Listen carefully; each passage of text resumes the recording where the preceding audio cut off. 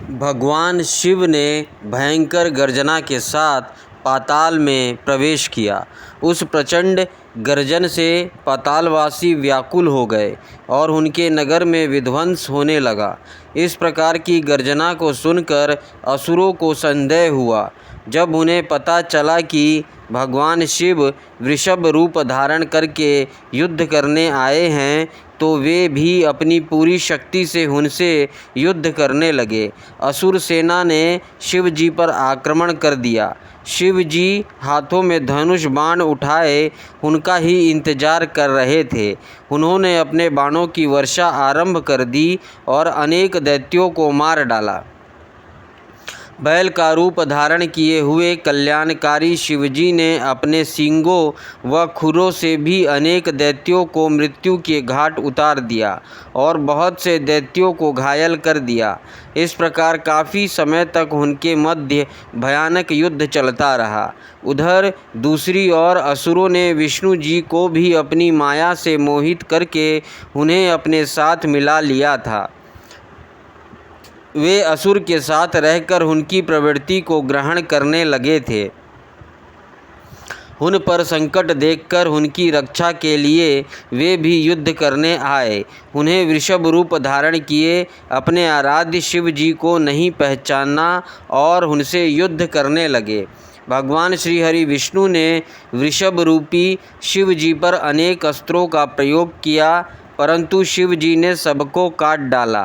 फिर शिव जी ने माया के बंधन से विष्णु जी को आज़ाद किया, तो वे तुरंत शिव जी को पहचान गए और उनसे क्षमा याचना करने लगे। वे बोले, हे देव आदि देव, मैं मूर्ख हूँ जो अपने आराध्य स्वामी को नहीं पहचान सका। उनसे युद्ध करने लगा। मुझे क्षमा कर दे और मुझ पर कृपा करे। श्री हरि की विनयपूर्ण प्रार्थना को सुनकर शिव जी बोले, हे विष्णु, आप तो बड़े बुद्धिमान और ज्ञानी हैं, फिर आप कैसे राक्षसों के माया जाल में फंस गए तथा उनके साथी बन गए। शिव जी की बातें सुनकर विष्णु जी शर्म के मारे नीचे देखने लगे। तब शिव जी बोले, हे विष्णु, अब तुम यहाँ से चले जाओ। यह कहकर शिव जी ने उनका सुदर्शन चक्र ले लिया और उसके स्थान पर तेज सूर्य नामक दूसरा सुदर्शन चक्र होने दिया। तत्पश्चात विष्णु जी स्वर्ग को चले गए। उनका मोह दूर हो गया था। शिव जी भी दैत्यों को उनकी करनी का फल देकर वहाँ से अंतर्ध्यान हो गए। 24वां अध्याय पिपलाद चरित्र। नंदीश्वर बोले, हे महामुने, एक बार देवता और असुर राज वृतासुर से बड़ा भयानक युद्ध हुआ। वृतासुर ने सभी देवताओं को युद्ध में हरा दिया। तब सब देवता अपने प्राणों की रक्षा हेतु ब्रह्मा जी की शरण में गए। ब्रह्मा जी के पास पहुंचकर देवताओं ने उन्हें अपनी सारी परेशानियां बताई और उनसे अपनी प्राण रक्षा की प्रार्थना की। ब्रह्मा जी ने कुछ देर तक विचार किया और फिर देवताओं से कहा, हे देवताओं, महर्षि दधीचि ने भगवान शिव की घोर तपस्या करके उनसे वर मांगा है कि उसकी हड्डियां वज्र से कठोर हो जाए। इसलिए तुम महर्षि दधीचि से उनकी अस्थियों को मांग लो। उनकी हड्डियों से वज्र का निर्माण करके ही वृत्तासुर का संहार किया जा सकता है। ब्रह्मा जी का वचन सुनकर देवराज इंद्र, देवगुरु बृहस्पति और अन्य देवताओं को साथ लेकर महर्षि दधीचि के आश्रम में गए। वहां पहुंचकर उन्होंने महर्षि को हाथ जोड़कर प्रणाम किया। देवताओं को अचानक इस प्रकार आया देखकर दधीचि ने उनके आने का कारण पूछा। तब देवराज इंद्र ने उनसे कहा, हे महर्षि, आप परम शिव भक्त हैं और शिव जी से मिले वरदान के कारण आपकी हड्डियां वज्र के समान है। मुने, हमें अपनी अस्थियां दान करके हमारी रक्षा करें, क्योंकि वृत्तासुर का वध तभी संभव हो सकेगा। महर्षि दधीचि ने मन ही मन सोचा कि परोपकार से बढ़कर कोई दूसरा कार्य नहीं है। तब देवताओं का कार्य सिद्ध करने हेतु उन्होंने भगवान शिव का स्मरण करते हुए अपने शरीर को त्याग दिया। देवता उन पर पुष्प वर्षा करने लगे। तब इंद्र को ज्ञात हुआ कि महर्षि ने अपने प्राणों को त्याग दिया है, तो उन्होंने कामधेनु द्वारा महर्षि दधीचि की सब अस्थियां निकाल ली और वे अस्थियां त्वष्टा को देकर उससे वज्र का निर्माण कराने के लिए कहा। देवराज इंद्र की आज्ञा से त्वष्टा देवताओं के शिल्पकर्मी विश्वकर्मा के पास गए और उनसे अस्थियों का सुदृढ़ वज्र बनाने के लिए कहा। विश्वकर्मा ने दधीचि की अस्थियों से वज्र का निर्माण किया। इस प्रकार महर्षि दधीचि की अस्थियां से निर्मित वज्र को पाकर देवराज इंद्र बहुत प्रसन्न हुए और असुरराज वृत्रासुर का वध करने के लिए चल दिए। उन्होंने युद्ध भूमि में जाकर वृत्रासुर को ललकारा और अपने वज्र से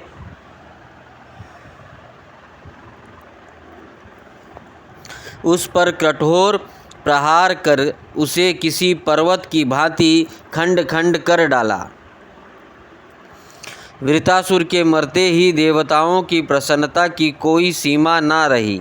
वे उत्सव करने लगे, चारों ओर मंगल गान होने लगे तथा देवता इंद्र की स्तुति करने लगे। उधर दूसरी ओर जब महर्षि दधीचि की पत्नी सुवर्चा घर के सारे काम पूरे करके बाहर आई तो अपने पति को ना देखकर सशंकित हो उठी। देवता भी वहाँ नहीं थे। उसे निश्चय हो गया कि उसके पति के साथ देवताओं ने छल किया है। सुवर्चा ने देवताओं को कोसते हुए पशु बनने का शाप दे दिया।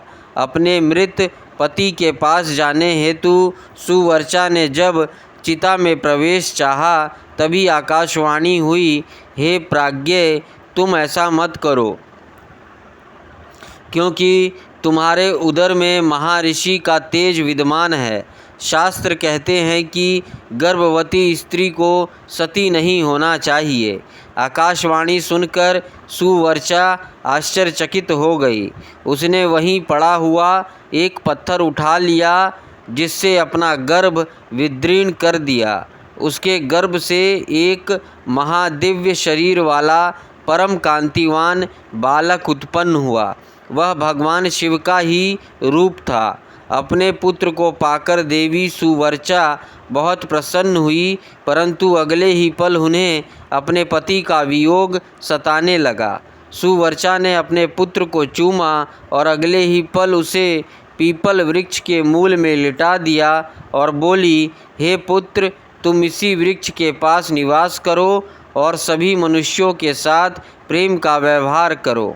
यह कहकर सुवर्चा समाधि लेकर अपने पति के पास चली गई।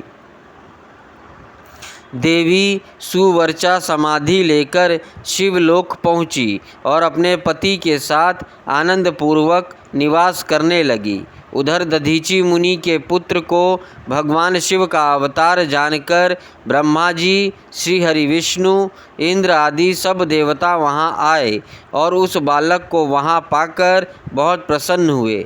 ब्रह्मा जी ने उसके साथ जात संस्कार विधि पूर्वक संपन्न करके उस बालक का नाम पिपलाद रखा। उस समय देवताओं ने बहुत उत्सव किया, फिर अपने लोक को चले गए। पिपलाद बहुत समय तक उसी वृक्ष के मूल में तपस्या करते रहे और मनुष्यों के हित के लिए कार्य करते रहे। 25वां अध्याय पिपलाद महादेव लीला। नंदीश्वर बोले, हे सनत कुमार जी, एक दिन दधीचि पुत्र ऋषि पिपलाद पुष्पभद्र नामक नदी में स्नान कर रहे थे। तभी उनकी दृष्टि एक सुंदर मनोहर युवती पर पड़ी। वह युवती भगवान शिव का ही अंश थी। उसे देखकर मुनि पिपलाद मोहित हो गए और उसे प्राप्त करने की इच्छा करने लगे। उन्हें ज्ञात हुआ कि वह परम सुंदरी राजा अनरण्य की पुत्री है। यह जानकर मुनि पिप्पलाद राजा अनरण्य के घर पधारे और उनसे उनकी पुत्री का हाथ मांगा। ऋषि की बात सुनकर राजा सोच में डूब गए कि मैं अपनी प्रिय पुत्री, जो कि सदैव राजसी ठाट बाट से रही है, को कैसे एक योगी के साथ ब्याह दूं, जिसके ना कोई रहने का ठिकाना है, ना खाने पीने का। इस प्रकार राजा अनरण्य की सोच में डूबा देखकर ऋषि पिप्पलाद को क्रोध आ गया और वे राजा से बोला, हे राजन, तुम मुझे अपनी कन्या खुशी से सौंप दो, अन्यथा मैं तुम्हें तुम्हारे राज्य सहित भस्म कर दूंगा। मुनि की बातें सुनकर राजा अनरण्य भयभीत हो गए।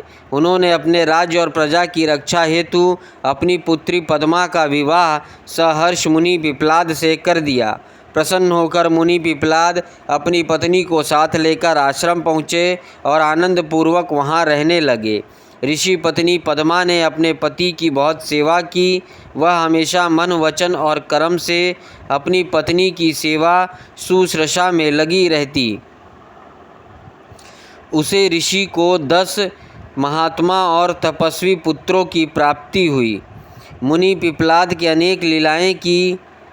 उन्होंने संसार में किसी भी निवारण ना होने वाली शनिश्चर की पीड़ा को हरने का प्रयत्न किया। ऋषि ने अपने अनुयायी शिष्यों को यह वरदान दिया कि जन्म से लेकर 16 वर्ष तक की आयु वाले शिव भक्त मनुष्यों को शनि की पीड़ा नहीं हो सकती। यदि शनि मेरे इस वचन को झुठलाने के लिए ऐसा करेगा तो भस्म हो जाएगा। इसलिए शनि का प्रकोप कभी भी 16 वर्ष की आयु से कम के मनुष्यों पर नहीं पड़ता है। तात, मनुष्य रूप धारण करने वाले ऋषि पिप्पलाद का यह चरित्र मैंने तुम्हें सुनाया है। यह उत्तम चरित्र स्वर्गप्रद कुग्रह जनित दोषों का नाश करने वाला, मनोरथ पूर्ण करने वाला तथा शिव भक्ति में वृद्धि करने वाला है। 26वां अध्याय वैश्यनाथ अवतार वर्णन। नंदीश्वर बोले, हे मुनीश्वर, पूर्व समय में नंदी नामक गांव में महानंदा नामक एक वैश्या रहती थी। समस्त ऐश्वर्यों से संपूर्ण होने पर भी वह भगवान शिव की परम भक्त थी। वह नित्य भगवान शिव पार्वती का पूजन करती। महानंदा शिव भक्ति रस में इतना डूब जाती कि घंटों घंटों तक भक्ति भाव में उनकी भजनों को गाते रहती। इसी भक्ति भाव में जब वह भजन गाती तो उसका मुर्गा और बंदर भी नाच नाच कर साथ देते। एक दिन भगवान शिव ने महानंदा की परीक्षा लेने के लिए एक वैश्य का रूप धारण किया और उसके दरवाजे पर पहुंच गए। उनके हाथों में एक सुंदर रत्न जड़ित कंकण था। उस वैश्य का कंकण महानंदा को भी भाया। वह उसे पाना चाहती थी। वैश्य रूपी भगवान शिव ने उसके मन की बात जान ली और बोली, हे देवी, आपको यह कंकण पसंद है तो इसका मूल्य चुकाकर इसे आप रख ले। उस वैश्य की बात सुनकर महानंदा ने विनम्रता से मुस्कुराते हुए कहा, मैं तो एक वैश्या हूँ, वे भी 4 ही मेरे कुल का धर्म है। इसके अतिरिक्त मेरे पास कुछ भी नहीं है। यदि आप मुझे यह कंकण देंगे तो मैं 3 दिन तक आपकी पत्नी बनकर आपके साथ निवास करूंगी। देवी महानंदा के प्रस्ताव को सुनकर वह वैश्य तैयार हो गया और कहने लगा कि सूर्य और चंद्रमा इस बात के प्रमाण हैं। अब तुम मेरे हृदय पर हाथ रखकर 3 बार यह कहो कि तुम 3 दिन तक मेरे साथ मेरी पत्नी बनकर रहोगी। महानंदा ने वैश्य के कहे अनुसार वचनों को दोहरा दिया। तत्पश्चात वैश्य ने वह सुंदर रत्न जड़ित कंकण महानंदा के हाथ में दिया और बोला, हे कांते, भगवान शिव का यह रत्न जड़ित शिवलिंग मुझे अपने प्राणों से भी प्यारा है, इसलिए तुम इसकी सदैव रक्षा करना। महानंदा ने वैश्य द्वारा दिया गया वह शिवलिंग अपने माथे पर लगाया और हर हाल में उसकी रक्षा करने का आश्वासन वैश्य को दिया तथा ले जाकर अपने नाटक मंडप में रख दिया। रात में जब सब सो गए तब उस नाटक मंडप में आग लग गई। वह धू धू कर जलने लगा। महानंदा ने अपने बंदर और मुर्गे को तो बचा लिया, परंतु भगवान शिव के रत्न जड़ित सुंदर लिंग को जो वैश्य ने उसे संभाल कर रखने के लिए दिया था ना बचा सकी। वह आग में जलकर नष्ट हो गया था। यह देखकर वह वैश्य और महानंदा बहुत दुखी हुए। उस वैश्य ने कहा, हे नंदे, यह शिवलिंग मुझे अपने प्राणों से भी अधिक प्रिय था। जब शिवलिंग जल गया तो मैं अब क्या करूँगा। महानंदा के बहुत समझाने पर भी वैश्य नहीं माना और उसने अपने शरीर को अग्नि की भेंट कर दिया। यह देखकर महानंदा को बहुत दुख हुआ कि मेरे असावधानी के कारण उस वैश्य के प्राण चले गए।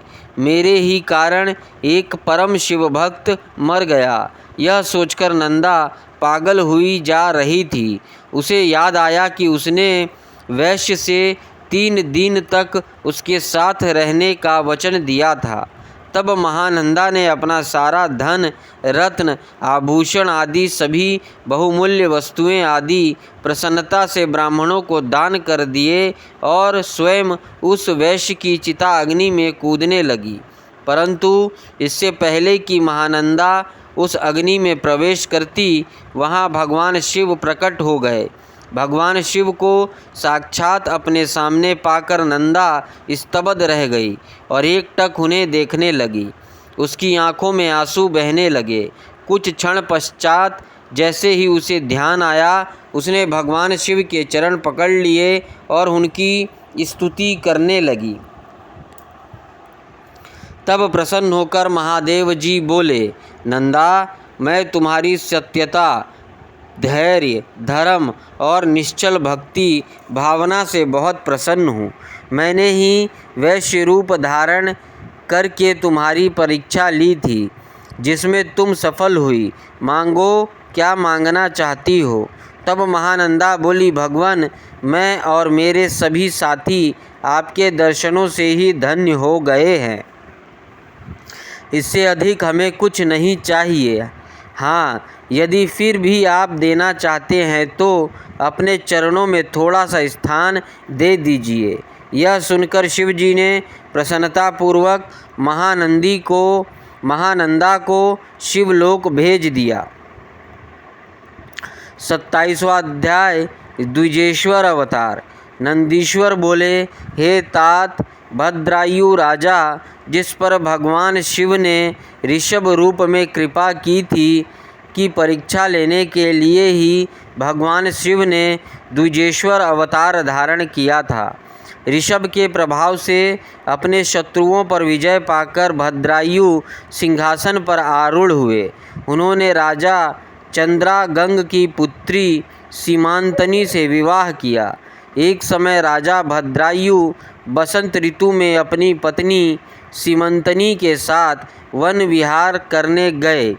तब भगवान शिव पार्वती उस दंपत्ति की धर्म निष्ठा की परीक्षा लेने हेतु उस वन में पहुँचे। महान लीलाधारी भगवान शिव और पार्वती जी ने ब्राह्मण ब्राह्मणी का रूप धारण किया और अपनी माया से रचित सिंह से भयभीत होते हुए राजा भद्रायु की शरण में गए और उनसे अपनी प्राण रक्षा करने हेतु प्रार्थना करने लगे। उस ब्राह्मण दंपत्ति की रक्षा हेतु राजा भद्रायु ने तुरंत धनुष बाण उठा लिया और बाणों से उसे घायल करना चाहा, परंतु उस सिंह पर कोई प्रभाव नहीं पड़ा। उसने झपटकर ब्राह्मणी को पकड़ लिया। वह बहुत चीखी, चिल्लाई, परंतु सिंह ब्राह्मणी को बलपूर्वक घसीटता हुआ भाग गया। अपनी पत्नी को सिंह द्वारा ले जाए जाने पर ब्राह्मण बहुत दुखी हुआ और रोने लगा और राजा भद्रायु से बोला, हे राजन, आपके बड़े बड़े आयुध कहाँ हैं? तुम्हारे पराक्रम का क्या फल है? क्या आप जंगली जानवरों के आघात से भी दुखियों की रक्षा नहीं कर सकते? दीन दुखियों की रक्षा करना राजा का परम धर्म होता है। फिर आपने अपने क्षत्रिय धर्म का पालन क्यों नहीं किया? आपने अपने कुल का धर्म ही नष्ट कर दिया। जो दुखी और शरणागतों की रक्षा नहीं कर सकता, उसे जीने का कोई अधिकार नहीं है। कृपण, अनाथ और दीन दुखी की रक्षा करने में असमर्थ मनुष्य को जहर खा लेना चाहिए या अग्नि में जल जाना चाहिए। उस ब्राह्मण द्वारा कही गई बातें सुनकर राजा भद्रायु को बहुत दुख हुआ। वह अपने दुर्भाग्य को याद करके शोक में डूब गया। उसने सोचा कि आज मेरा सारा पौरुष नष्ट हो गया। आज मैं एक असहाय ब्राह्मणी की रक्षा नहीं कर सका, इसलिए मुझे घोर पाप लगेगा। मेरे कारण ब्राह्मण भी शोकाकुल हो गया है। उसकी स्त्री को भी सिंह ले गया है। पता नहीं उसने उसका क्या किया होगा। मुझे अपने पापों को कम करने के लिए इस ब्राह्मण देवता को प्रसन्न करना होगा। यह सोचकर राजा भद्रायु उस ब्राह्मण के चरणों में गिर पड़े और बोले, हे ब्राह्मण, मुझे क्षमा कर दीजिए। मैं आपकी पत्नी की रक्षा नहीं कर सका। मैं अपना राजपाट सब आपके चरणों में निछावर करता हूँ। यह सुनकर वह ब्राह्मण बोला, भला मैं ठहरा भिक्षा मांगने वाला एक ब्राह्मण, मैं तुम्हारे राजपाट का क्या करूँगा? इसलिए यदि तुम वाकई मुझे कुछ देना चाहते हो तो अपनी पत्नी मुझे दान में दे दो। ब्राह्मण की बात सुनकर राजा भद्रायु ने कहा, ब्राह्मण, पराई स्त्री का उपभोग तो महापाप है, उसका प्रायश्चित भी नहीं हो सकता। तब ब्राह्मण ने कहा कि राजन, मैं तो बड़े से बड़े पाप को अपनी तपस्या से पल भर में नष्ट कर सकता हूँ। तब भद्रायु ने सोचा कि मुझे ब्राह्मण को अपनी स्त्री दान करके शीघ्र ही अग्नि में प्रवेश कर जाना चाहिए। तत्पश्चात राजा भद्रायु ने अपनी पत्नी उस ब्राह्मण को सौंप दी। उसके बाद उन्होंने अग्नि प्रज्वलित की और स्नान कर देवताओं को प्रणाम करने के पश्चात उस अग्नि में 3 बार परिक्रमा की। फिर त्रिलोकीनाथ भगवान शिव का ध्यान करने लगे और उन्हीं का स्मरण करते हुए जैसे ही वे अग्नि में प्रवेश करने लगे, वैसे ही द्विजेश्वर रूपधारी भगवान शिव वहाँ प्रकट हो गए। भगवान शिव के 5 मुख, 3 नेत्र, पिनाक और चंद्र कलाधारी सुंदर स्वरूप, जो कि करोड़ों सूर्यों के समान प्रकाशित था, देखकर राजा भद्रायु आनंद मग्न हो उठे। उन्होंने दोनों हाथ जोड़कर शिव जी को प्रणाम किया और उनकी स्तुति करने लगे। राजा भद्रायु की स्तुति सुनकर भगवान शिव पार्वती बोले, हे भद्रायु, तुम्हारी शिव भक्ति से मैं बहुत प्रसन्न हूँ।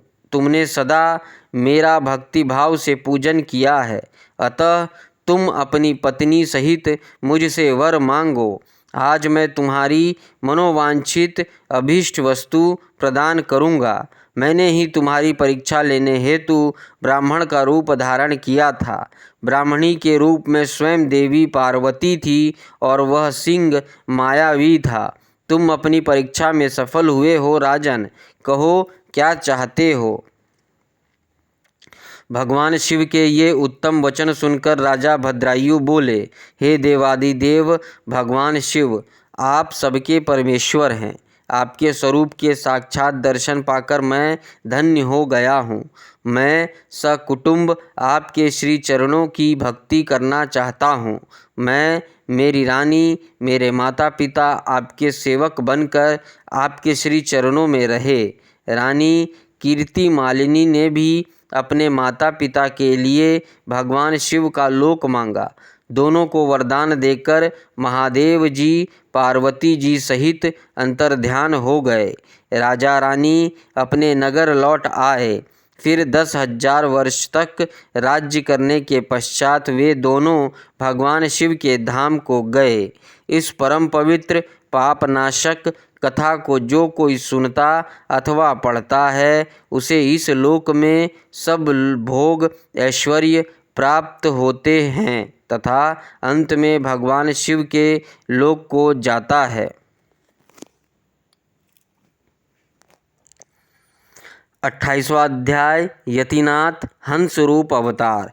नंदीश्वर बोले, हे मुनीश्वर, अबुदाचल पर्वत के पास भीलवंशी उत्पन्न आहुक नाम का एक भील रहता था।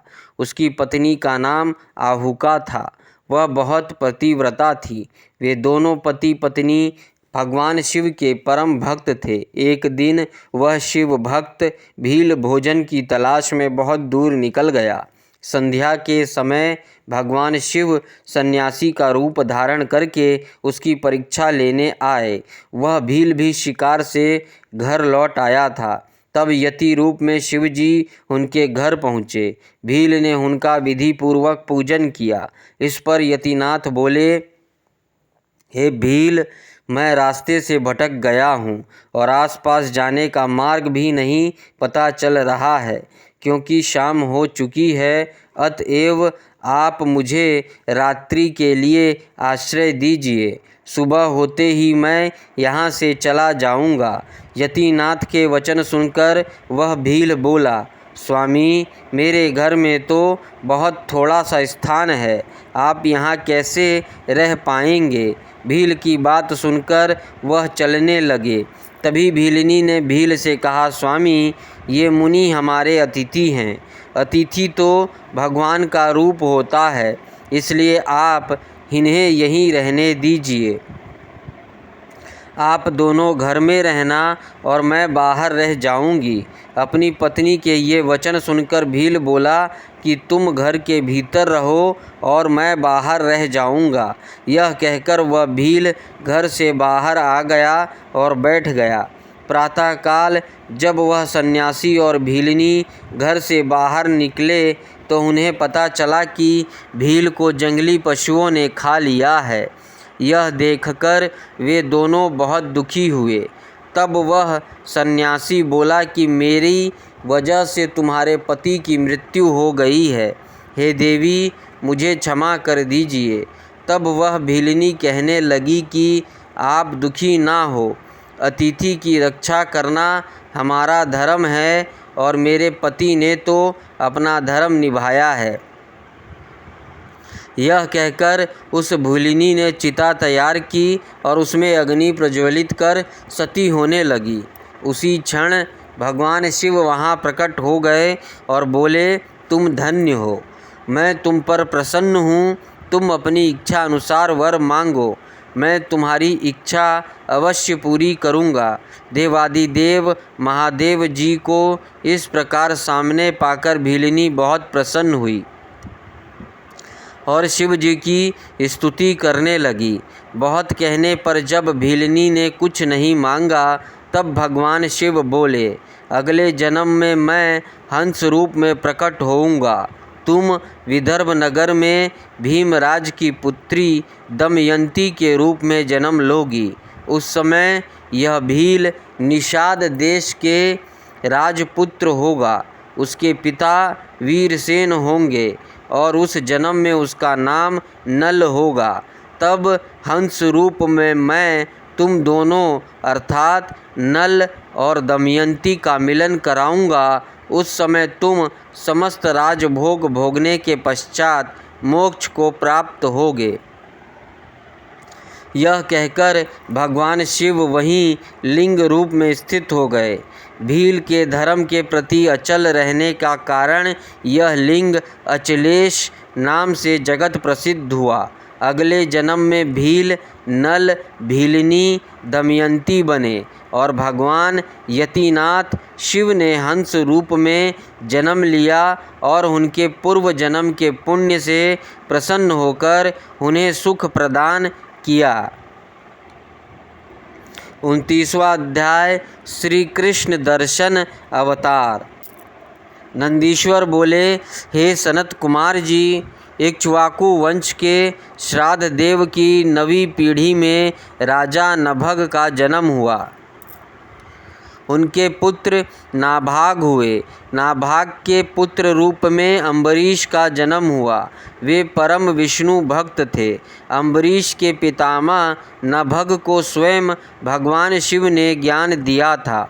एक समय की बात है कि जब नभग गुरुकुल में शिक्षा ग्रहण करने गए हुए थे, उस समय उनके भाइयों ने राज्य का विभाजन कर लिया और नभग के भाग को भी हड़प कर अपने राज्य में मिला लिया। शिक्षा ग्रहण करने के पश्चात जब वे गुरुकुल से लौटे तो उन्होंने अपना भाग मांगा, परंतु उनके भाइयों ने कहा कि हमने तुम्हारा हिस्सा किया ही नहीं था। अब जो कुछ भी मांगना चाहते हो वह तुम पिताजी से मांगो। अपने भाइयों के स्वार्थी वचनों को सुनकर नभग को बहुत दुख हुआ। वे अपने पिता के पास गए और उन्हें सब कुछ बताया। पिता उन्हें धैर्य बंधाते बोले कि तुम भाइयों ने तुम्हारे साथ छल किया है। बेटा, तुम बुद्धिमान हो और अपनी जीविका का स्वयं प्रबंध कर सकते हो। इन दिनों ब्राह्मण आंगीरस एक बहुत बड़ा यज्ञ कर रहे हैं, परंतु छठे दिन उनके यज्ञ में अवश्य ही कोई भूल होगी और यज्ञ पूरा नहीं हो पाएगा। तुम महाविद्वान हो, वह यज्ञ में जाकर तुम उन्हें उपदेश दो। विश्रदेव संबंधी सूक्तों को पढ़कर उनका यज्ञ पूरा हो जाएगा और ये वे ब्राह्मण स्वर्ग को चले जाएंगे। स्वर्ग जाते समय वे ब्राह्मण अपना बचा हुआ सारा धन तुम्हें दान दे जाएंगे, जिससे तुम्हें अपार धन की प्राप्ति होगी। अपने पिता की बताई बातों को मानकर वे तुरंत उस स्थान की ओर चल दिए जहाँ वह उत्तम यज्ञ हो रहा था। वहाँ पहुंचकर नभग ने उन सूक्तों को स्पष्ट उच्चारण किया, जिससे आंगीरस ब्राह्मण का यज्ञ पूर्ण हो गया। वहाँ उपस्थित सभी ब्राह्मण अपना सारा धन नभग को सौंपकर स्वर्ग चले गए। जैसे ही नभग उस धन को लेने लगे, वहाँ शिवजी कृष्ण दर्शन रूप में प्रकट होकर बोले, हे नभग, तुम ये धन नहीं ले सकते, क्योंकि यह धन मेरा है, इस पर मेरा अधिकार है। उत्तर देते हुए नभग बोले कि यह सारा धन ऋषि मुझे देकर गए हैं, इसलिए यह मेरा है। इस प्रकार उन दोनों में वाद विवाद आरंभ हो गया। तब कृष्ण दर्शन ने कहा कि हम दोनों आपके पिता मनु श्राद्ध देव के पास चलते हैं। वे जो भी निर्णय देंगे वह मुझे मान्य होगा। इस प्रकार नभग और श्री कृष्ण दर्शन मनु श्राद्ध देव के पास अपना विवाद सुलझाने के लिए पहुँचे। उनकी बातें सुनकर श्राद्ध देव ने अपने पुत्र नभग से कहा, हे पुत्र, इस यज्ञ की सभी वस्तुएं देवादिदेव भगवान शिव की है। यदि वे अपनी कृपा करें तो वह तुम पा सकते हो। तुम उनकी स्तुति करो, वे तुम्हारे अपराध को अवश्य ही क्षमा कर देंगे। भगवान शिव ही अखिलेश्वर और यज्ञ के अधिष्ठाता हैं। ब्रह्मा विष्णु सहित सभी देवता, सिद्ध और ऋषिगण उनकी आज्ञा से ही कार्य करते हैं। यह कहकर श्राद्ध देव ने अपने पुत्र को लौटा दिया। नभग पुनः यज्ञ भूमि में पहुँचे और भगवान शिव की हाथ जोड़कर स्तुति करने लगे। उन्होंने क्षमा याचना की। उनकी प्रार्थना सुनकर ब्रह्मा, विष्णु व अन्य देवता भी वहाँ प्रकट हो गए और वे शिव रूपी कृष्ण दर्शन की स्तुति करने लगे। तब प्रसन्न होकर वे बोले, हे पुत्र नभग, तुम्हारे पिता के वचन बिल्कुल सत्य हैं। मैं ही यज्ञ का अधिष्ठाता हूँ और तुम्हारी उत्तम स्तुति से प्रसन्न हुआ हूँ। मैं तुम्हें सनातन ब्रह्म ज्ञान देता हूँ। तुम महाज्ञानी हो और सब अभीष्ट वस्तुओं को ग्रहण करो। यह कहकर भगवान शिव अंतर्ध्यान हो गए। सब देवता भी उनके गुणों का गान करते हुए अपने अपने धाम को चले गए। श्राद्ध देव भी नभग के साथ अपने घर चले गए। इस लोक में अनेक सुखों को भोगकर मृत्यु के उपरांत वे शिवलोक वासी हुए। इस प्रकार मैंने भगवान शिव के कृष्ण दर्शन नामक अवतार का वर्णन किया। इसे सुनने अथवा पढ़ने से सभी प्रकार के लौकिक और पारलौकिक मनोवांछित फलों की प्राप्ति होती है। 30वां अध्याय भगवान शिव का अवधूतेश्वर अवतार। नंदीश्वर बोले, हे ब्रह्मापुत्र, एक समय की बात है, देवगुरु बृहस्पति ने देवराज इंद्र और सब देवताओं को साथ लेकर त्रिलोकीनाथ देवादिदेव भगवान शिव के दर्शन करने के लिए उनके धाम कैलाश पर्वत की ओर प्रस्थान किया। देवराज इंद्र की परीक्षा लेने के लिए महान लीलाधारी भगवान शिव ने भयंकर अवधूत का रूप धारण किया। अग्नि के तेज से प्रज्वलित विशालकाय वे पुरुष बीच रास्ते में ही विराजमान हो गए। बृहस्पति जी के साथ इंद्र व अन्य देवता अद्भुत विशालकाय आकार वाले पुरुष को अपने मार्ग में बैठा देखकर आश्चर्यचकित हो गए। इंद्रदेव क्रोधित हो उठे। वे भी भगवान शिव को नहीं पहचान सके। वे पूछने लगे, तुम कौन हो? तुम्हारा क्या नाम है और तुम कहाँ से आ रहे हो? मुझे जल्दी से बताओ। भगवान शिव क्या अपने स्थान पर ही विराजमान हैं या फिर कहीं गए हुए हैं? मैं देवगुरु व अन्य देवताओं के साथ कल्याणकारी परमेश्वर के दर्शनों के लिए यहाँ आया हूँ। उनकी ऐसी बातों और प्रश्नों को सुनकर भी अवधूत रूप धारण किए शिव जी ने कोई उत्तर नहीं दिया। देवराज ने दोबारा पूछा। शिव जी फिर भी चुप रहे। देवराज इंद्र के बार बार पूछने पर भी महायोगी शिव जी कुछ नहीं बोले। तब देवराज अपने ऐश्वर्य के घमंड के कारण क्रोधित हो उठे और जोर से चिल्लाते हुए बोले, ओ मूर्ख, मेरे बार बार पूछने पर भी तू कोई उत्तर क्यों नहीं देता है? अब मैं तुझे तेरी करनी का फल देता हूँ और तुझ पर अपने वज्र का प्रहार करता हूँ। देखता हूँ तुझे मुझसे आज कौन बचाता है। यह कहकर देवराज इंद्र ने अपने हाथ में वज्र उठा लिया और शिव जी पर प्रहार करने लगे। लेकिन भगवान शिव ने इंद्र को वहीं जड़ कर दिया। उनका हाथ अपने स्थान से हिल ना सका। अब तो इंद्र क्रोध में अपना आपा खो बैठा। यह दृश्य देखकर देवगुरु बृहस्पति भगवान शिव को तुरंत पहचान गए। उन्होंने जान लिया कि देवराज को इस प्रकार उनके स्थान पर जड़ करने वाले स्वयं देवादिदेव महादेव जी हैं। वे हाथ जोड़कर भगवान शिव की स्तुति करने लगे। फिर उन्होंने शिव जी से देवराज इंद्र के अपराध को क्षमा करने की प्रार्थना की। बृहस्पति जी बोले, भगवान, अपने नेत्र से निकली हुई ज्वाला से इंद्र की रक्षा करो, उसे जीवन दान दो। तब भगवान शिव बोले, क्रोध में निकली इस ज्वाला को मैं वापस नहीं ले सकता। शिव जी ने इन वचनों को सुनकर बृहस्पति जी बोले कि आप इस ज्वाला को कहीं और स्थापित कर दीजिए। यह सुनकर शिव जी मुस्कुराए और बोले, हे देवगुरु, इंद्र की जीवन रक्षा करने के कारण आप जगत में जीव नाम से भी प्रसिद्ध होंगे।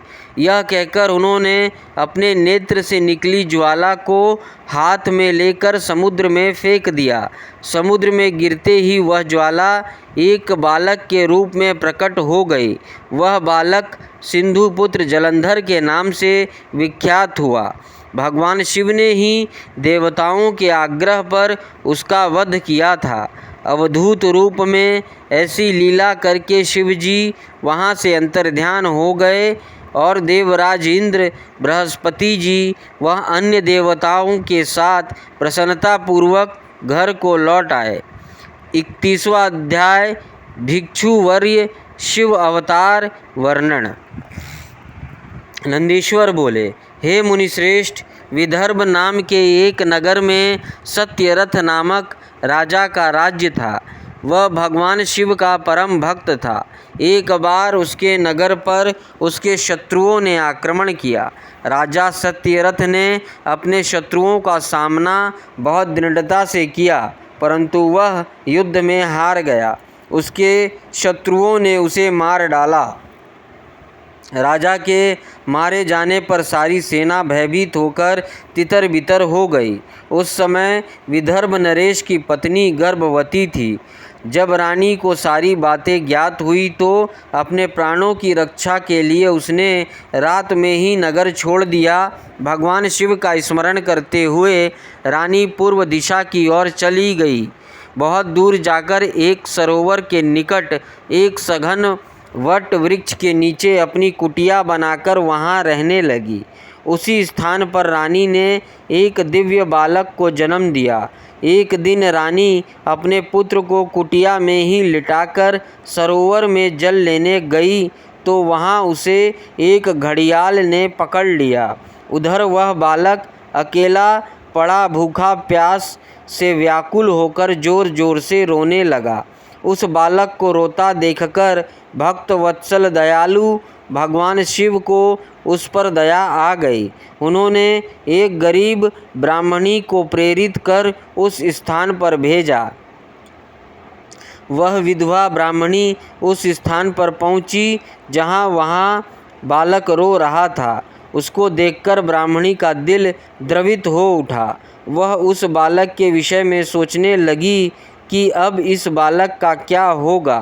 तभी भगवान शिव स्वयं भिक्षुक के रूप धारण कर वहां पहुंच गए और ब्राह्मणी से बोले, हे ब्राह्मणी, अपने मन में आने वाली शंका दूर करो।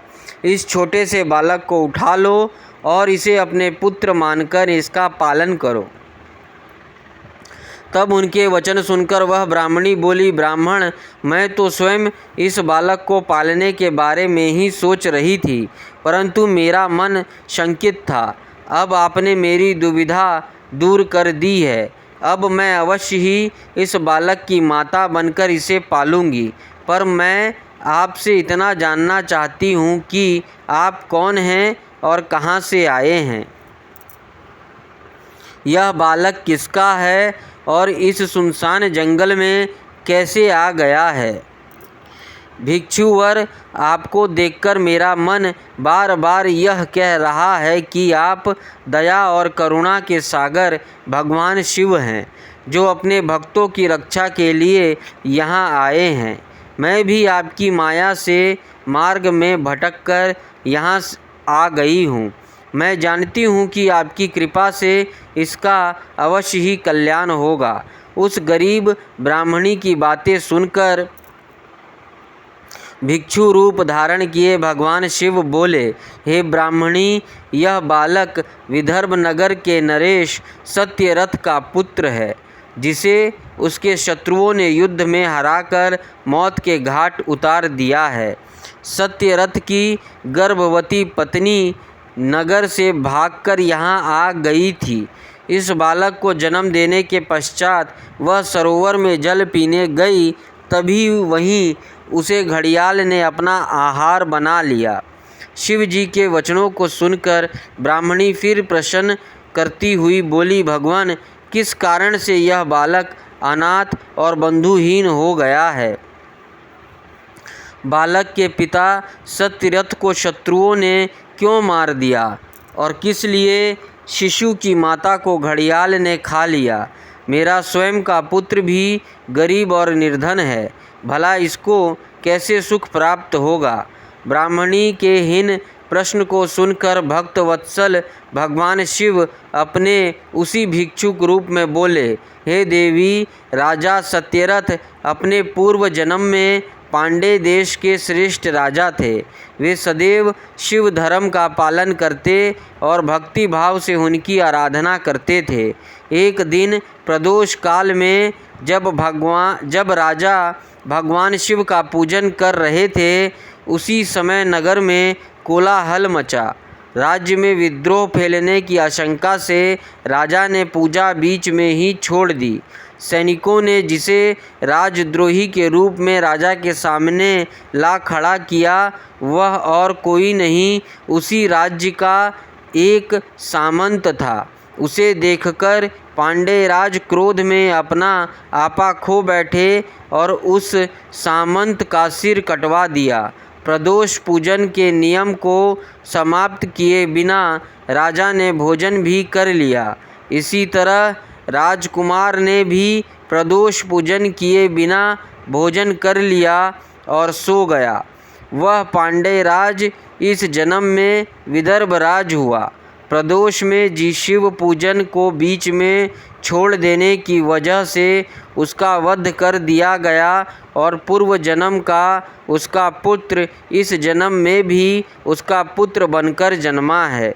शिव पूजन बिना खा पीकर सो जाने के कारण ही वह दरिद्रता से घिरा हुआ है। शिव पूजन बिना खा पीकर सो जाने के कारण ही वह दरिद्रता से घिरा हुआ है। इसकी माता ने भी पूर्व जन्म में छल से अपनी सौतन को मार दिया था, इसलिए उसे भी घड़ियाल ने खा लिया है। तुम्हारा पुत्र पूर्व जन्म में ब्राह्मण था और महादानी था, परंतु इसने कोई यज्ञ कर्म नहीं किए, इसी कारण इसे भी दरिद्रता का दंड मिला है। इन दोनों पुत्रों के दोषों को दूर करने के लिए तुम भगवान शिव की शरण में जाओ, वे ही तुमको सबका कल्याण करेंगे। ब्राह्मणी को सब कुछ बताकर भगवान ने अपना सत्य रूप उन्हें दिखाया। साक्षात भगवान शिव के दर्शन कर ब्राह्मणी कृतार्थ हो गई और हाथ जोड़कर शिव जी की स्तुति करने लगी। तब आशीर्वाद देकर महादेव जी भी अंतर्धान हो गए। तत्पश्चात वह ब्राह्मणी उस बालक को अपने साथ ले गई। फिर वह अपने पुत्र के साथ एक चक्र नामक गांव में रहने लगी और अपने दोनों पुत्रों का लालन पालन करने लगी। समय आने पर ब्राह्मणों ने उनका यज्ञोपवीत संस्कार किया। दोनों शांडिल्य मुनि के उपदेश सुनते और शिव जी की आराधना करते। समय बीतता गया, दोनों पुत्र बड़े हो गए। एक दिन ब्राह्मणी पुत्र को नदी में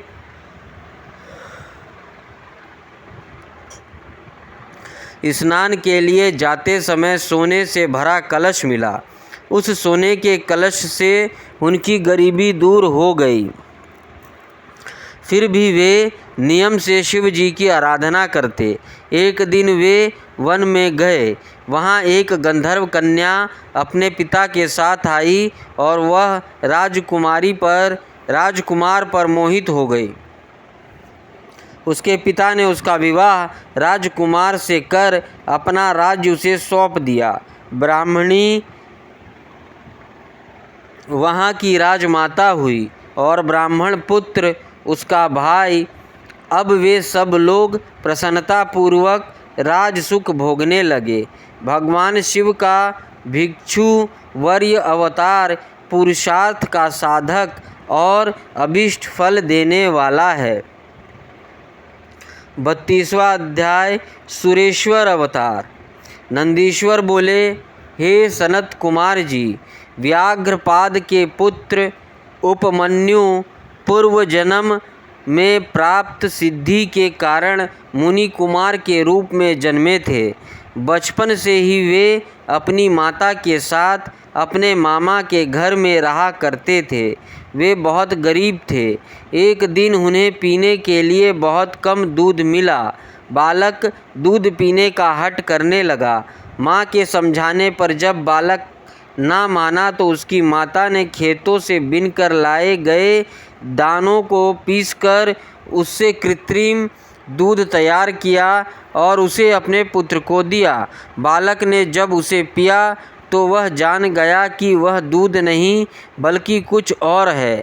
अपने पुत्र को इस प्रकार रोता बिलखता देखकर उसकी माता ने उसे गोद में बैठाया और उसके आंसुओं को पोंछते हुए बोली, बेटा, हम वनों में रहने वाले लोगों के पास भला दूध कहाँ से आएगा?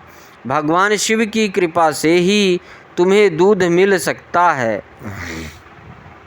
अपनी माता के ऐसे वचन सुनकर शोकाकुल व्याघ्र पाद का पुत्र बोला, माँ, यदि सब कुछ प्रदान करने वाले भगवान शिव ही हैं तो मैं निश्चय ही उन्हें अपनी भक्ति से प्रसन्न करूँगा। यह कहकर वह बालक अपनी माता को प्रणाम कर वहाँ से चला गया।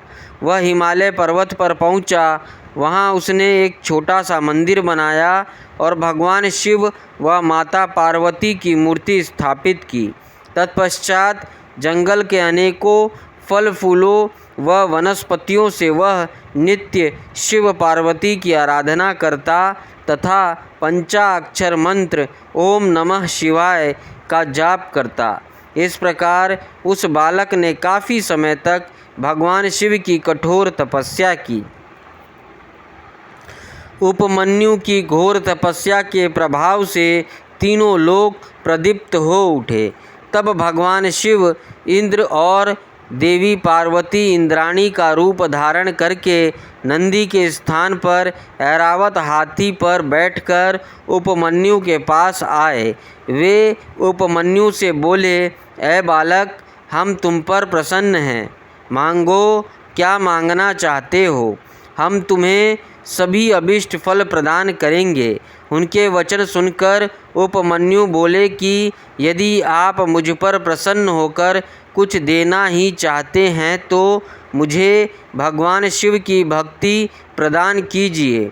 तब देवराज इंद्र ने उपमन्यु से कहा कि उपमन्यु, मैं देवताओं का स्वामी इंद्र हूँ। तुम मेरी आराधना करो, मैं तुम्हें सारी अभिष्ट वस्तुएं प्रदान करूँगा। भगवान शिव तो मेरे समक्ष कुछ भी नहीं है, तुम उनको भूल जाओ। इस प्रकार इंद्र ने भगवान शिव की बहुत निंदा की। अपने आराध्य भगवान शिव की निंदा सुनकर उपमन्यु को क्रोध आ गया। उसने भगवान शिव का स्मरण करते हुए अपने हाथों में भस्म उठा ली और उसे अघोर मंत्र से अभिमंत्रित करके उसमें अग्नि प्रवाहित कर उसे देवराज इंद्र पर चला दिया। लेकिन वहाँ तो सारा दृश्य ही बदल गया था। तब इंद्र रूप धारण किए भगवान शिव ने उपमन्यु को अपने परमेश्वर स्वरूप के साक्षात दर्शन कराए। शिव में ही समस्त सृष्टि समाई हुई है, ऐसा उपमन्यु ने देखा। भगवान शिव बोले, हे उपमन्यु, मैं तुम्हारे पिता और देवी पार्वती तुम्हारी माता है। हम तुम्हारी आराधना से बहुत प्रसन्न हैं। मैं तुम्हें सनातन कुमार तत्व प्रदान करता हूँ। मैं दूध, दही और शहद व अन्य भोज्य पदार्थों का खजाना तुम्हें देता हूँ। तुम अमरता को प्राप्त होगे और तुम मेरे गणों का आधिपत्य मिलेगा। इस प्रकार शिवजी ने उपमन्यु को अनेक दिव्य वर प्रदान किए। तत्पश्चात भगवान शिव पार्वती वहाँ से अंतर्ध्यान हो गए। फिर उपमन्यु ने घर आकर अपनी माता को सारी बात बताई, जिसे सुनकर उसकी माता बहुत प्रसन्न हुई। जिसे भगवान शिव के दर्शन हो गए हो, उसे क्या कुछ चाहिए। तत्पश्चात इस प्रकार भगवान शिव के सुरेश्वर अवतार की उत्तम कथा मैंने तुम्हें सुनाई। यह कथा सुख देने वाली तथा पापों को दूर कर मनोवांछित फल देने वाली है। इसे सुनने अथवा पढ़ने से सुखों की प्राप्ति होती है और अंत में अर्थात मृत्यु के उपरांत शिवलोक में निवास होता है। 33वां अध्याय ब्रह्मचारी अवतार। नंदीश्वर बोले, हे महामुने, प्रजापति दक्ष की पुत्री सती ने जब अपने पिता द्वारा होने वाले यज्ञ में अपने पति देवादिदेव महादेव जी का अपमान होते हुए देखा, तो वहीं उस यज्ञ में उन्होंने अपने प्राणों का त्याग दिया। तत्पश्चात वे गिरिराज हिमालय के यहाँ पार्वती के नाम से जन्मी अपनी सखियों के साथ वन में विहार करती। पार्वती के मन में देव ऋषि नारद ने भगवान शिव को पाने की ललक जगाई। इस कार्य को सिद्धि के लिए देवी पार्वती ने भगवान शिव की आराधना और तपस्या करनी आरंभ कर दी। जब भगवान शिव को उनके इस उत्तम तप की सूचना मिली, तो उन्होंने पार्वती जी के पास सप्तऋषियों को भेजा। सप्तऋषियों ने वहां जाकर देवी पार्वती की परीक्षा ली और भगवान शिव के पास लौट आए। शिव जी को प्रणाम कर उन्होंने वहाँ का सारा समाचार उन्हें सुनाया। सप्तऋषियों से देवी पार्वती की तपस्या के विषय में जानकर त्रिलोकीनाथ भगवान शिव ने स्वयं उनकी परीक्षा लेने का निर्णय किया। शिव जी ने वृद्ध ब्रह्मचारी का वेश बनाया और पार्वती जी के आश्रम की ओर चल दिए। अपने द्वार पर एक वृद्ध ब्राह्मण ब्रह्मचारी को आया देखकर देवी पार्वती ने उनको आसन पर बैठाया और उनका पूजन आराधन करने के पश्चात उनका आतिथ्य किया। तत्पश्चात वे उनसे पूछने लगी, हे महात्मा, आप कौन हैं और कहाँ से आए हैं। तब उस मुनि ने उत्तर दिया, हे देवी, मैं तो स्वच्छंद विचरण करने वाला एक साधारण तपस्वी हूँ। मैं सदा मानव सेवा में लगा रहता हूँ और दूसरे को सुख देने का कार्य करता हूँ। देवी, आप मुझे बताइए कि आप कौन हैं और इतनी कम उम्र में सब सुखों आदि का त्याग कर इस निर्जन वन में क्या तपस्या कर रही हैं। तब देवी पार्वती उन ब्रह्मचारी रूप धारण किए भगवान शिव के प्रश्नों को उत्तर देते हुए बोली, हे मुने, मैं गिरिराज हिमालय और देवी मैना की पुत्री पार्वती हूँ। मैंने भगवान शिव को अपना सर्वस्व समर्पित कर दिया है और उन्हीं को अपने पति के रूप में पाने की इच्छा मन में लेकर मैं शिव जी की तपस्या कर रही हूँ, ताकि वे मुझ पर अपनी कृपा दृष्टि कर मुझे कृतार्थ करे। देवी पार्वती के वचन सुनकर वे मुनि बोले, हे देवी, तुमने सारे देवताओं को, जो कि अत्यंत सुंदर, सजीले और ऐश्वर्य संपन्न हैं, छोड़कर उस वैरागी, विकृत आत्मा और जटाधारी भगवान शिव को अपना वर के रूप में चुना है। वे सदा अकेले रहते हैं और इधर उधर भटकते रहते हैं। इस प्रकार वह ब्रह्मचारी भगवान शिव की बहुत निंदा करने लगा। उस ब्रह्मचारी के मुँह से अपने आराध्य भगवान शिव की निंदा सुनकर पार्वती को बहुत क्रोध आया।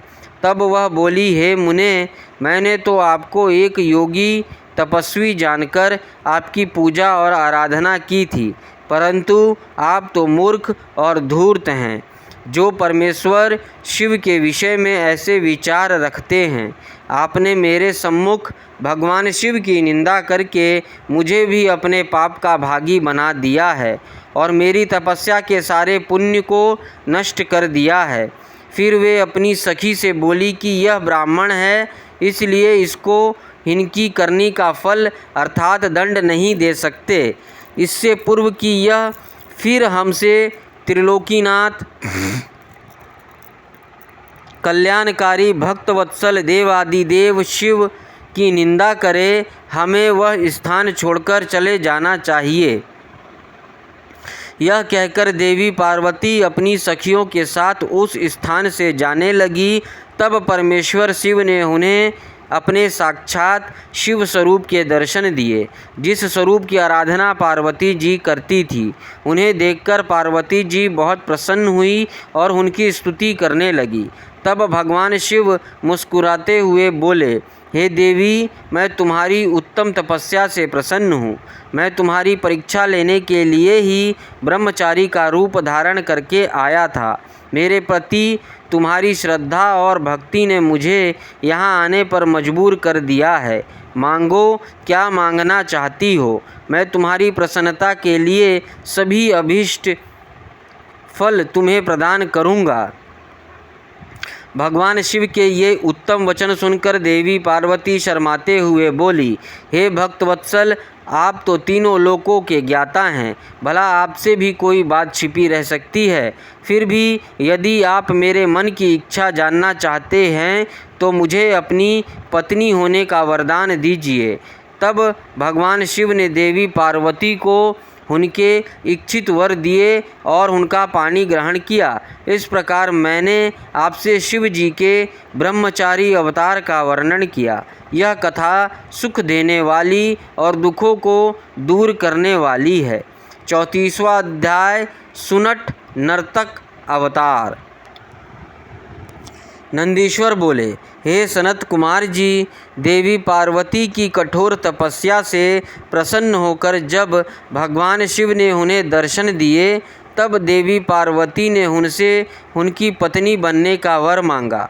भगवान शिव ने प्रसन्नतापूर्वक उनका इच्छित वरदान उन्हें प्रदान किया। देवी पार्वती को वरदान देकर शिव जी अंतर ध्यान हो गए और पार्वती जी अपने घर वापस आ गई। वहां आकर उन्होंने अपने माता पिता को सारी बातें बताई।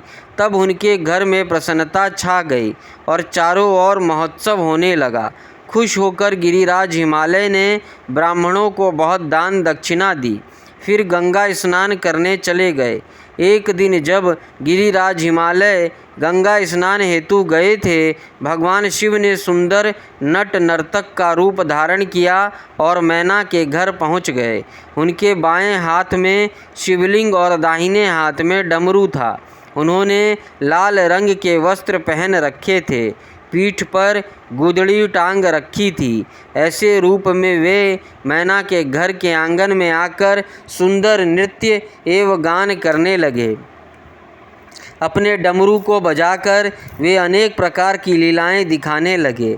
नगर के सारे वृद्ध, नर नारी और बच्चे प्रसन्नतापूर्वक उनका नृत्य देख रहे थे।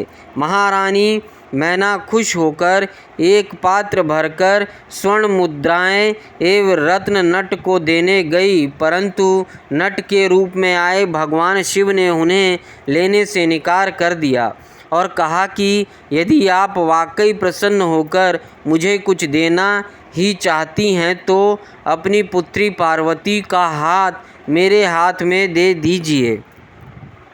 उस नट नर्तक की बातें सुनकर देवी मैना को बहुत क्रोध आया और वे नट को बुरा भला कहने लगी। उसी समय गिरिराज हिमालय भी गंगा स्नान करके वापस लौट आए। तब उन्हें इस बात का पता चला तो उन्होंने अपने सेवक को उस नट को वहां से बाहर निकालने की आज्ञा दी। सेवक नट की ओर बढ़ी थे कि मायावर लीलाधारी भगवान शिव ने मैना और हिमालय को पार्वती सहित क्षण भर के लिए अपने दिव्य रूप के दर्शन कराए और अगले ही पल तेज कदमों से चलकर वहां से गायब हो गए। नट नर्तक के चले जाने के उपरांत देवी मैना और गिरिराज हिमालय बैठकर नट के विषय में बात करने लगे और उसकी लीलाओं की प्रशंसा करने लगे। तभी माया से मोहित उनको उस नट नर्तक के देवादिदेव महादेव भगवान शिव होने का ज्ञान प्राप्त हुआ। तब उन्हें बहुत दुख हुआ कि हमने अपने द्वार पर पधारे शिव जी का अपमान किया और उन्हें अपनी कन्या नहीं सौंपी। यह विचार कर दोनों बहुत दुखी हुए और अपने अपराध का प्रायश्चित करने हेतु भगवान शिव की आराधना करने लगे। उनकी भक्ति भाव से की गई पूजा से प्रसन्न होकर शिवजी ने देवी पार्वती का पाणी ग्रहण किया। यह शिव जी के नट नर्तक अवतार का महात्म्य मैंने तुम्हें सुनाया। यह वर्णन सब अभिष्ट फलों को प्रदान करने वाला है। 35वां अवतार शिव जी का द्विज अवतार। नंदीश्वर बोले, हे सनत कुमार जी, जब देवी मैना और गिरिराज हिमालय ने अपने द्वार पर नट का रूप धारण करके आए शिव जी को अपनी कन्या देने से इनकार कर दिया, तब उन्हें अपनी भूल का एहसास हुआ और वे क्षमा याचना करने हेतु भगवान शिव की भक्ति भाव से आराधना करने लगे। उनकी शिव जी के परम भक्ति स्थापित हो गई। उनके इस घनिष्ठ भक्ति से देवता चिंतित हो उठे। उन्हें लगा कि यदि गिरिराज ने अपनी भक्ति से प्रसन्न कर शिव जी को अपनी कन्या पार्वती दे दी तो उन्हें भगवान शिव द्वारा निर्वाण प्राप्त हो जाएगा और वे संसारों के बंधनों से छूटकर परम शिव लोक को प्राप्त कर लेंगे। गिरिराज हिमालय तो रत्नों का आधार हैं और यदि ये मुक्त हो गए तो पृथ्वी रत्न गर्भा कैसे कहलाएगी। फिर तो वे अपना वर्तमान स्थिर रूप त्याग कर दिव्य रूप को धारण कर लेंगे और शिवलोक के वासी हो जाएंगे। यह सब सोचकर देवताओं को चिंता सताने लगी और वे अपनी समस्या का समाधान करने हेतु देवगुरु बृहस्पति के शरण में गए। वहां जाकर उन्होंने बृहस्पति जी को प्रणाम किया और बोले, हे देवगुरु, आप कोई ऐसा उपाय करें जिससे गिरिराज हिमालय भगवान शिव की भक्ति से विरक्त हो जाए। आप हिमालय के पास जाकर उनसे शिव जी की निंदा करें। देवराज इंद्र के ऐसे वचन सुनकर देवगुरु बृहस्पति बोले कि मैं परम कल्याणकारी परमेश्वर की निंदा नहीं कर सकता। आप अपना यह कार्य किसी अन्य देवता से पूर्ण कराइए। देवगुरु के इनकार कर देने पर इंद्र सब देवताओं सहित ब्रह्मा जी के पास गए और उनसे हिमालय के घर जाकर भगवान शिव की निंदा करने के लिए कहने लगे। तब ब्रह्मा जी ने भी भक्तवत्सल कल्याणकारी भगवान शिव की निंदा करने से मना कर दिया। यह सुनकर देवराज इंद्र निराश हो गए। तब ब्रह्मा जी ने उनसे कहा कि इंद्र, इस संसार में हर कार्य भगवान शिव की आज्ञा से ही पूर्ण होते हैं। तुम अपने कार्य की सिद्धि हेतु उन्हीं की शरण में जाओ, वे अवश्य ही तुम्हारी हित का कार्य करेंगे। तब ब्रह्मा जी से आज्ञा लेकर देवराज भगवान शिव के पास गए और उनसे सारी बातें कही। उनकी बातें सुनकर कल्याणकारी भगवान शिव ने इंद्र को उनके कार्य की पूर्ति का आश्वासन देकर वहां से विदा किया। देवराज इंद्र के कार्य को पूरा करने के लिए शिव जी ने साधु का वेश धारण किया। उन्होंने हाथ में दंड और छत्र लिया, मस्तक पर तिलक, गले में शालिग्राम और हाथ में स्फटिक की माला ली तथा भगवान श्री हरि विष्णु का नाम जपते हुए गिरिराज हिमालय के राज दरबार में पहुंच गए।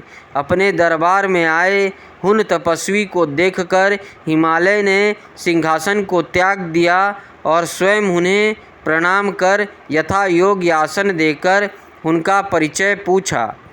तब ब्राह्मण देवता बोले, हे गिरिराज, मैं एक तपस्वी ब्राह्मण हूँ और परोपकार व सेवा के लिए भ्रमण करता रहता हूँ।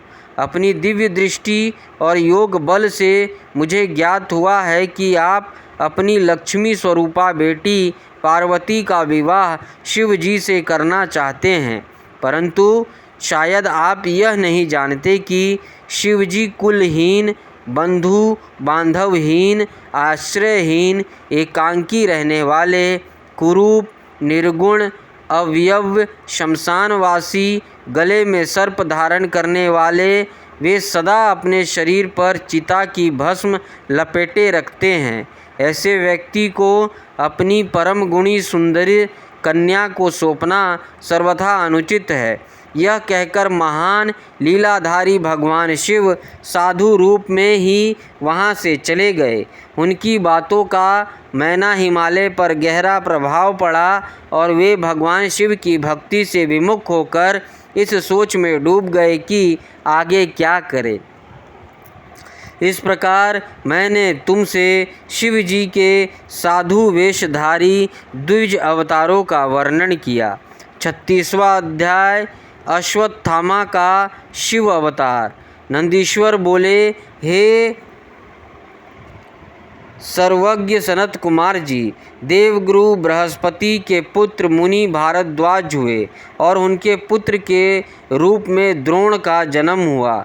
द्रोण बचपन से महान धनुधारी, महातेजस्वी और सब अस्त्र शस्त्रों के ज्ञाता थे। यही नहीं, धनुर्वेद और सभी वेदों के महाज्ञाता थे। अपने इन्हीं गुणों के कारण आप कौरवों और पांडवों के आचार्य बने और द्रोणाचार्य इस नाम से प्रसिद्ध हुए। इन्हीं द्रोणाचार्य ने अपने मन में पुत्र प्राप्ति की कामना लेकर भगवान शिव की आराधना की और अपनी घोर तपस्या से त्रिलोकीनाथ भगवान शिव को प्रसन्न कर लिया। शिव ने उन्हें साक्षात दर्शन दिए। शिव जी द्वारा वर मांगने के लिए कहने पर द्रोणाचार्य बोले, हे प्रभु, यदि आप मेरी आराधना से संतुष्ट होकर प्रसन्न हुए हैं तो भगवान मुझे अपने अंश से पैदा होने वाला पुत्र प्रदान कीजिए, जो वीर, पराक्रमी और अजय हो। द्रोणाचार्य को उनका इच्छित वर प्रदान कर शिवजी अंतर्ध्यान हो गए।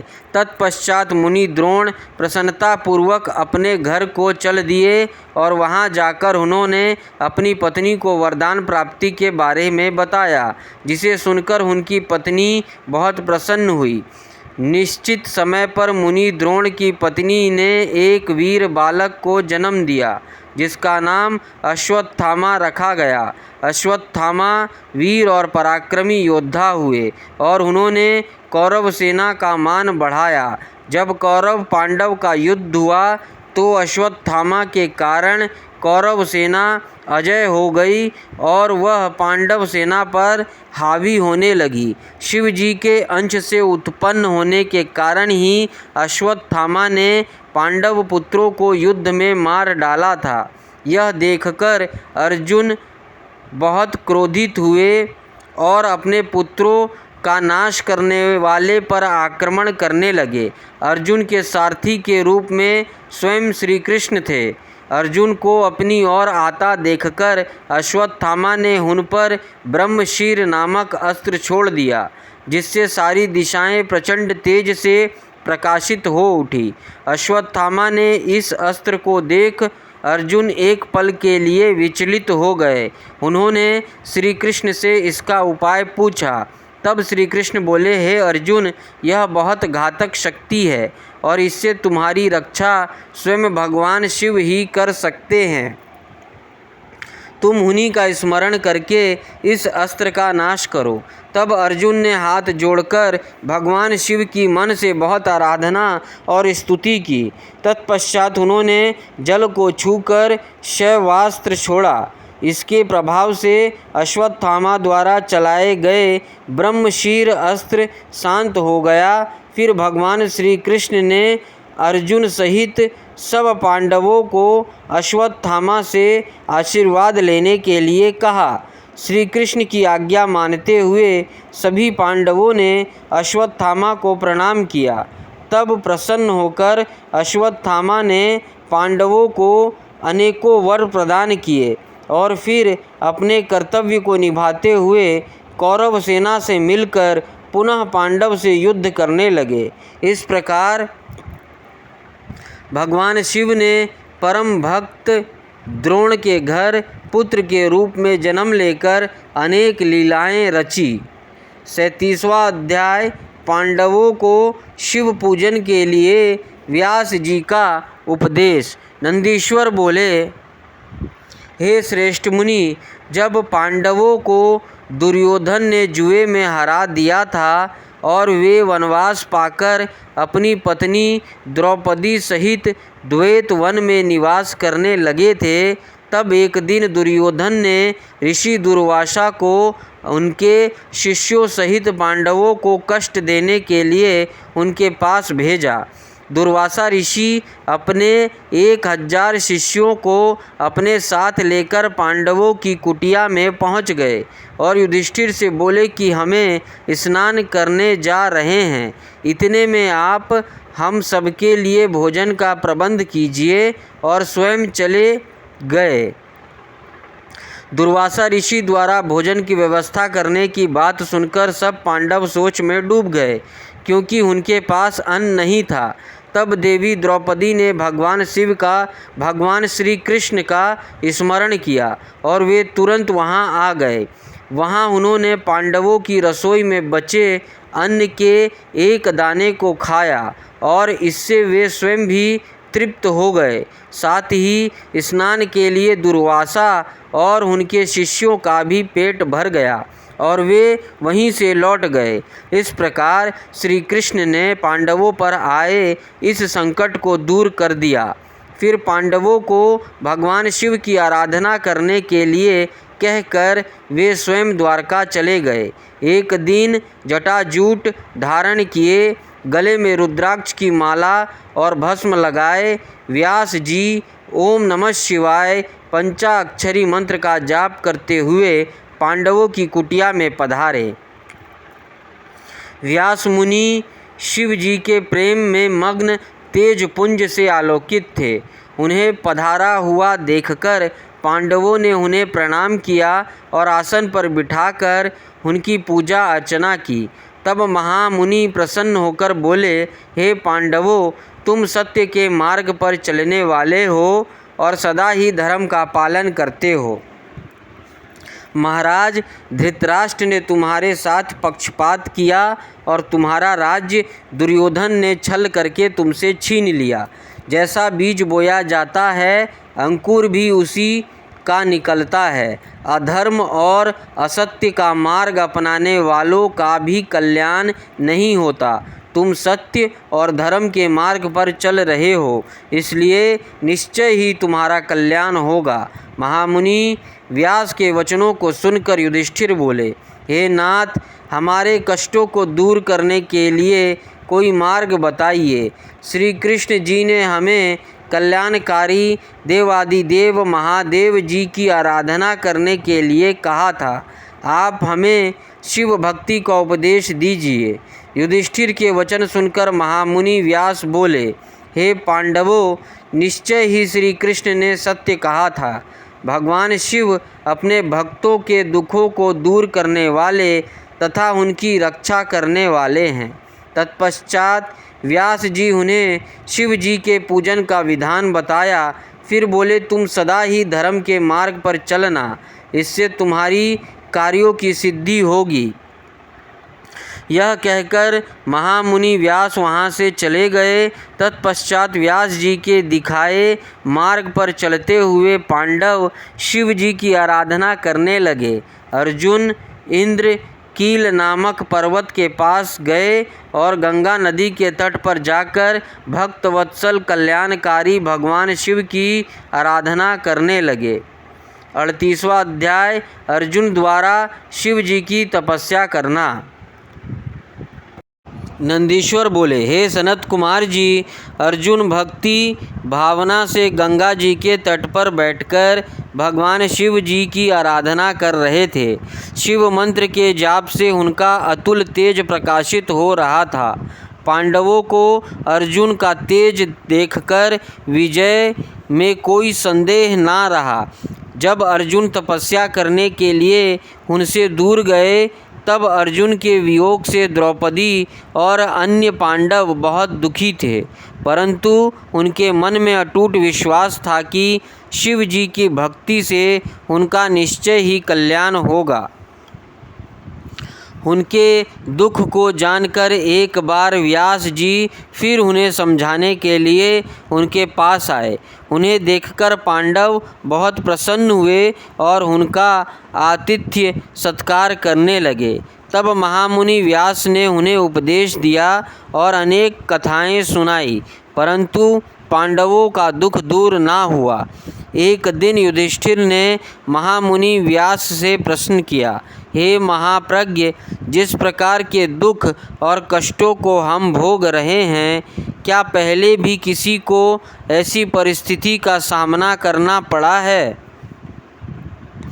युधिष्ठिर के इस प्रश्न को सुनकर व्यास मुनि कहने लगे कि पांडव, निश्चय ही तुम्हारे साथ कौरव ने छल किया है, परंतु अनेकों सिद्ध पुरुष ने इससे भी अधिक दुखों को हंसते हंसते झेला है। निषेध देश के स्वामी नल, सत्यवादी राजा हरिश्चंद्र, श्री रामचंद्र जी ने भी इन कष्टों को हंसकर झेला है। यह तो सब सत्पुरुषों का स्वभाव होता है कि वे विपरीत परिस्थितियों और दुखों से विचलित नहीं होते और सदा सत्य के मार्ग पर ही आगे बढ़ते रहते हैं। मानव को तो दुख झेलने ही पड़ते हैं। बचपन, युवावस्था, वृद्धावस्था सभी में मनुष्य को दुख और कष्ट प्राप्त होता है। इसलिए अपने मन को मत भटकाओ और सत्य के मार्ग का अनुसरण करो, क्योंकि शिव जी सत्य से प्रसन्न होते हैं। इसलिए सभी मनुष्य को सत्य के पथ पर चलना चाहिए। दूसरी ओर अर्जुन ने इंद्रकील नामक पर्वत के निकट गंगा जी के तट पर महामुनि व्यास के उपदेश के अनुसार शिवलिंग बनाकर उसकी विधि पूर्वक उपासना आरंभ कर दी। अर्जुन प्रतिदिन स्नान करके भक्ति भावना से इंद्रियों को अपने वश में करके भगवान शिव का ध्यान करते। दिन ब दिन उनकी भक्ति भावना और अधिक प्रबल होती जा रही थी। उनकी तपस्या के तेज से जीवों को भय होने लगा था। अर्जुन की तपस्या से दग्ध होकर अनेक देवता देवराज इंद्र के पास गए और उनसे बोले कि देवराज, अर्जुन भगवान शिव की घोर तपस्या कर रहा है और उसका तेज भी सभी प्राणी दग्ध हो रहे हैं। अर्जुन की तपस्या के विषय में सुनकर देवराज इंद्र उनकी परीक्षा लेने के लिए उनके पास गए। इंद्र ने ब्राह्मण का रूप धारण किया और अर्जुन के पास जाकर पूछने लगे कि तुम इतनी छोटी उम्र में तपस्या क्यों कर रहे हो? तुम मुक्ति चाहते हो या विजयी के लिए तपस्या कर रहे हो? परंतु इंद्र तो मोक्ष के स्थान पर सुख प्रदान करते हैं। इंद्रदेव के वचनों को सुनकर अर्जुन को क्रोध आ गया और वे बोले, हे मुनि, आप यहाँ क्यों पधारे हैं?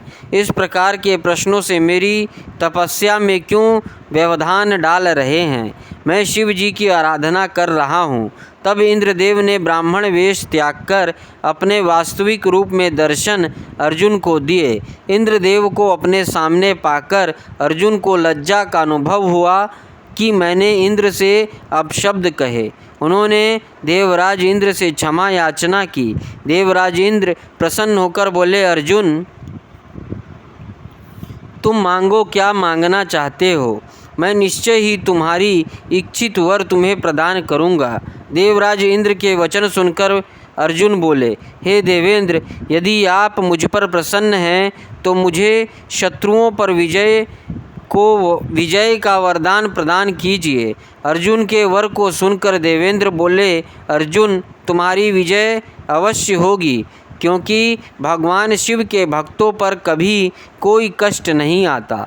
उनको संसार में किसी का भय नहीं